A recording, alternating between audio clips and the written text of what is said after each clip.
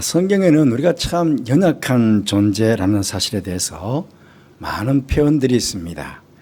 풀의 꽃과 같은 존재이다. 질그릇 같은 존재이다. 당장 내일 일을 알지 못하는 존재이다. 등등의 표현들이 있습니다. 그리고 연약하기에 자신의 힘으로는 도무지 해결할 수 없는 많은 문제에 빠지기도 한다 하는 것입니다. 이런 우리의 연약한 상태를 가장 잘 표현해 주는 말씀이 오늘 본문에 나오는 상한 갈대와 같고 꺼져가는 심지와 같다 하는 말씀일 것입니다. 상한 갈대, 문자적으로 보면 그렇죠. 나약하기 때문에 바람이 부는 대로 이리저리 흔들릴 수밖에 없는 것이 갈대인데, 그게 그치지 않고 어떤 강한 바람에 의해서 상처나고 또 쓰러지고 꺾인 갈대라는 것입니다. 이것의 비유적 의미를 더해보면 육체적으로 정신적으로 돌이킬 수 없을 만큼 큰 타격을 입어 좌절과 고통으로 몸부림을 칠 수밖에 없는 그런 상태다 하는 것입니다. 여러분, 이 상한 갈대가 다시 회복될 희망이 있겠습니까? 이 꺼져가는 심지라는 말도 그렇습니다. 문자적으로 보면 기름이 없어서 깜빡이면서 이제 막 꺼져버리는 순간이거나 혹은 점점 꺼져가면서 연기 나는 상태의 심지, 등불이라는 것입니다. 이것의 비유적 의미를 더하면 인생의 고통으로 인해서 정말 한 가닥 희망조차 가질 수 없는 그런 절망적인 상태라는 것입니다. 이 꺼져가는 심지가 다시 불꽃을 일으킬 희망이 있겠습니까? 결국 상한 갈대와 또 꺼져가는 심지는 인생의 밑바닥에서 힘든 삶으로 인해 희망을 잃어버린 채 살아가는 우리 인간의 연약한 모습을 표현해 준다고 하겠습니다. 그런데 오늘 본문은 우리에게 희망을 말씀해 주고 있습니다. 세상의 왕은 상한 갈대를 꺾어버리고 꺼져가는 심지를 꺼버리겠지만 결코 상한 갈대를 꺾지 아니하시고 꺼져가는 심지를 끄지 않으실 뿐만 아니라 오히려 그들을 치유하며 새 생명을 주실 분이 있음을 말씀해 주시고 있습니다. 바로 우리가 믿는 만왕의 왕이신 예수님이십니다. 사실 오늘 17절부터 읽었지만요, 12장 1절부터 전체를 읽어야 되는데 제가 뺐습니다. 17절부터 읽게 했는데요, 시작은 12장 처음부터입니다. 예수님께서 제자들과 안식일에 밀밭 사이로 지나갑니다. 그때 제자들이 배가 고파서 시장에서 이삭을 잘라 먹었습니다. 그러다 이 일로 바리새인들이 안식일을 범했다고 비난을 했습니다. 그런 비난의 소리를 들으신 예수님께서는 오히려 바리새인들의 안식일에 대한 생각이 잘못되었음을 지적하면서 인자는 안식의 주인이다, 그렇게 선언을 하셨습니다. 예수님을 비난했다가 오히려 예수님께 책망받은 바리새인들 기분이 아주 나빴겠죠. 그래서 예수님을 안식일을 범한 사람으로 고발할 근수를 만들려고 했습니다. 읽지 않았지만 10절 말씀 보시면 한쪽 손 마른 사람이 있는지라 이 사람들이 바로 바리새인들입니다. 예수를 고발하려 하여 물어 이르되 안식일에 변 고치는 것이 옳으니까, 그렇게 묻게 됩니다. 당시 유대인들이 지키는 안식일법에 의하면 안식일에는 사람의 병을 고칠 수가 없었습니다. 바로 의료 행위 자체를 노동으로 보았기 때문에 그랬습니다. 안식일에는 절대로 노동하면 안 되죠. 예수님께서 평소에 자기들이 잘 지켜봤잖아요. 평소에도 늘 병이 든 사람들을 보면 주께서 불쌍히 여겨주셔가지고 그 병자들을 다 고쳐주셨어요.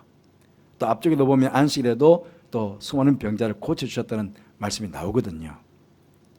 그러니 아마 틀림없이 이 한쪽 손 마른 사람도 고쳐줄 거라고 그들은 믿고 있었던 거죠. 그러니 만약에 이 한쪽 손 마른 사람을 고쳐주면 안식일을 범한 죄라고 고발할 수 근거가 될 수 있으니까 이렇게 함정을 파놓고 이렇게 지켜보고 있는 것입니다. 물론 예수님께서 그들이 자신을 고발하려는 나쁜 의도를 가지고 지금 한쪽 손 마른 사람의 그 병을 지금 고쳐줄 수 있느냐고, 그렇게 이게 옳으냐고 그렇게 묻고 있는 걸, 나쁜 의도를 지금 예수님께서도 알고 계시잖아요. 그런데 아시면서도 그 사람의 병을 고쳐주셨습니다. 여기 한쪽 손 말랐다는 것은 한쪽 손이 마비되어 가지고 전혀 일을 할 수 없는 상태가 되었다는 것입니다. 전해져 오는 이야기에 의하면 이 한쪽 손 마른 사람은 석공이었다. 석공. 여러분, 무거운 돌을 들어야 되니까 두 손이 꼭 필요하잖아요. 또 석공은 한쪽에는 정을 들고 한쪽에는 망치를 들고 해야 되니까 두 손이 꼭 필요합니다. 그런데 한쪽 손이 말랐으니까요. 이제 더 이상 석공의 일을 할 수 없게 되었다는 것이고 그의 삶의 희망을 잃어버렸다 하는 뜻도 되는 것입니다. 만약 그가 가족들이 있는 가장이었다면 가족 전체가 생존에 큰 어려움을 겪게 되었다 하는 뜻도 되는 것입니다. 그러니 얼마나 고통스럽고 힘이 들었겠습니까? 이때 바리새인들은요, 그 사람의 그런 아픔에는 아랑곳하지 않고 어떻게 하면 예수님을 고발할까, 여기에만 골몰하고 있었습니다. 도와주고 위로해 줘야 될 사람을 오히려 예수님을 고발하려는 악의적인 도구로만 보고 지금 사용하고 있을 뿐이었습니다. 하지만 예수님께서는 그 사람을 고쳐주심으로 인해서 고발당할 것을 아시면서도 그를 불쌍히 여기셔서 고쳐주셨습니다. 심지어 이 일로 바리새인들이 예수님을 고발하려는 의도를 넘어가지고 예수님을 죽이려고 모의까지 합니다. 14절 말씀 보시면 바리새인들이 나가서 어떻게 하여 예수를 죽일까 의논하거늘. 그러므로 예수님께서는 그 안식일에 이 한쪽 손 마른 사람의 병만 고쳐주신 게 아니라 가는 곳마다 수많은 병자들을 다 집어보면은 상한 갈대와 같았고 그처럼 심지와 같았던 그는 수많은 병자들을 예수님께서는 다 고쳐주셨습니다.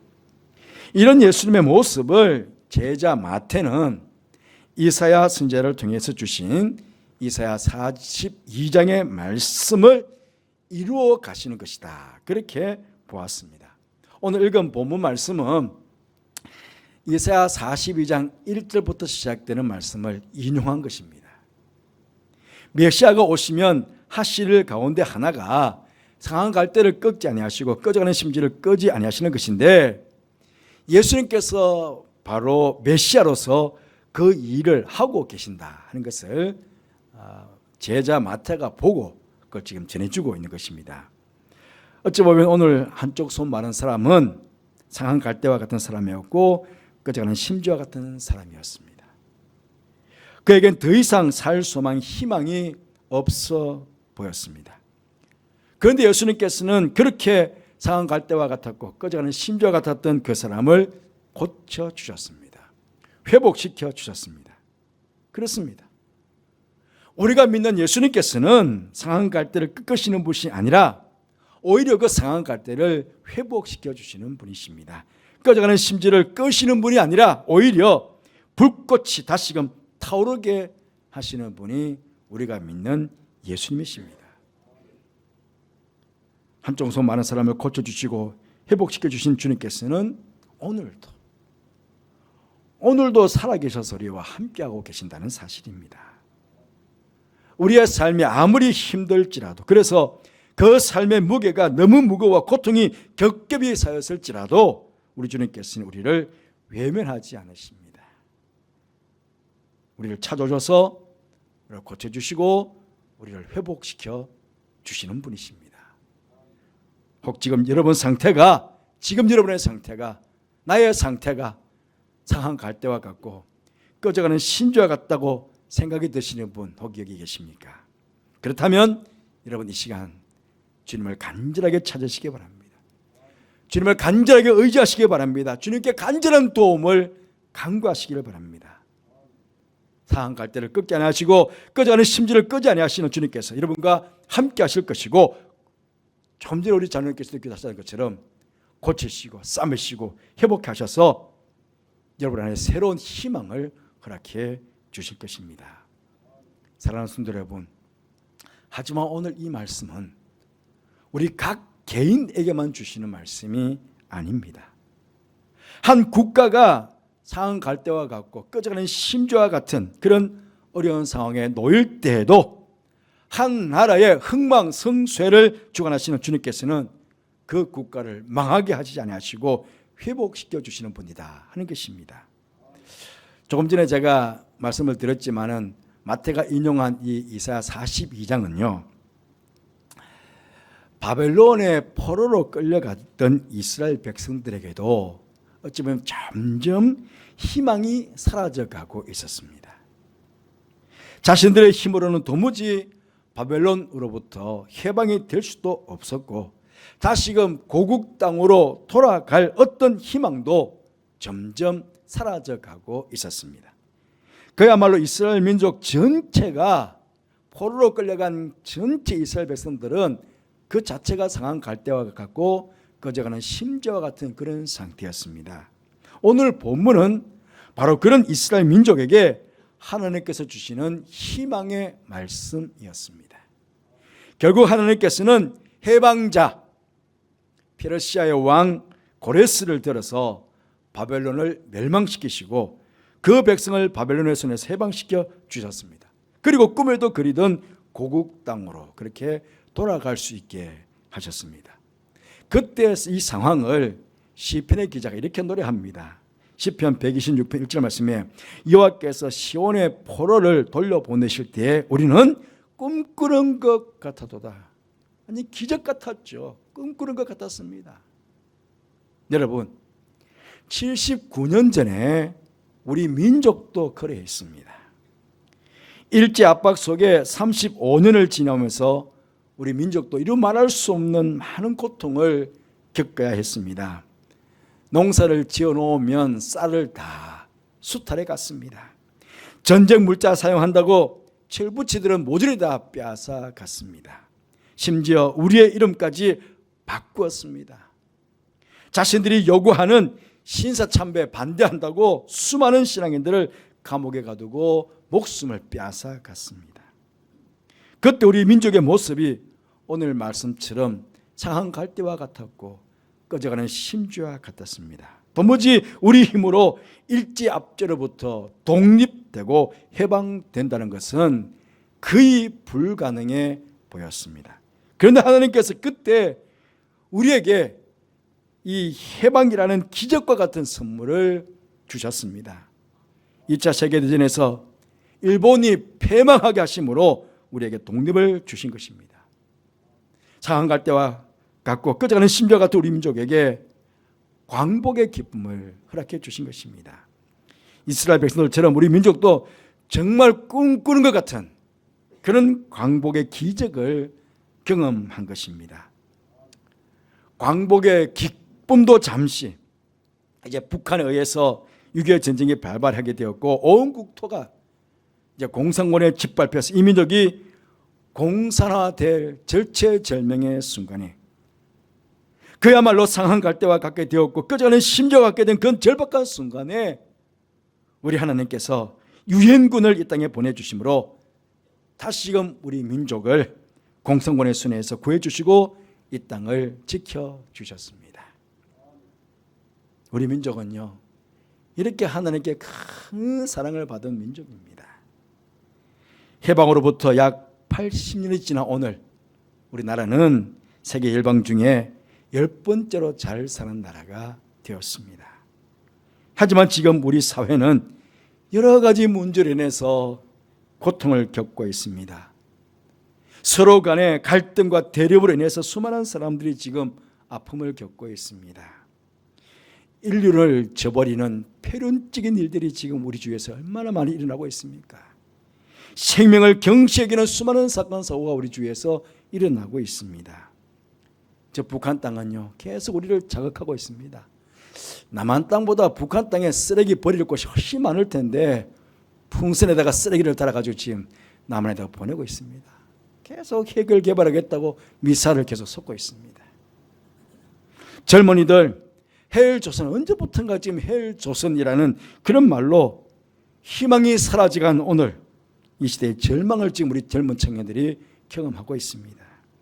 출산율은 얼마나 저조해지는지 이제는 인구 절벽이 형성해가는 그런 나라 형국이 되었습니다. 뭔가 상황 갈대와 같고 꺼져가는 심지와 같은 그런 시대적 상황이 되어가고 있다는 것입니다.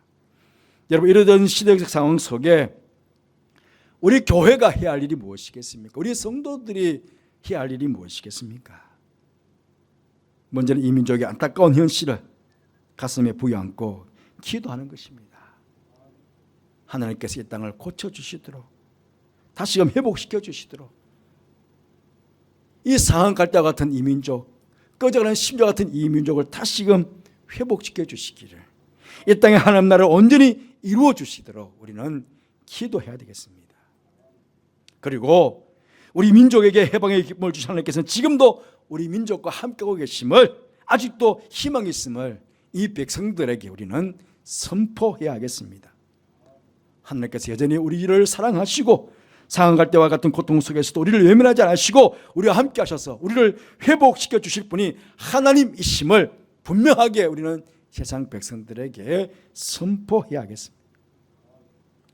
그리고 여러분, 그에게 합당하게 우리 하나님 나라의 백성 아닙니까?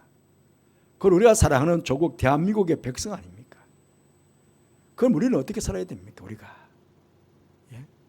우리는 정말 아무리 세상이 부패하고 아무리 타락하더라도 우리는 정직하게 살아야 됩니다.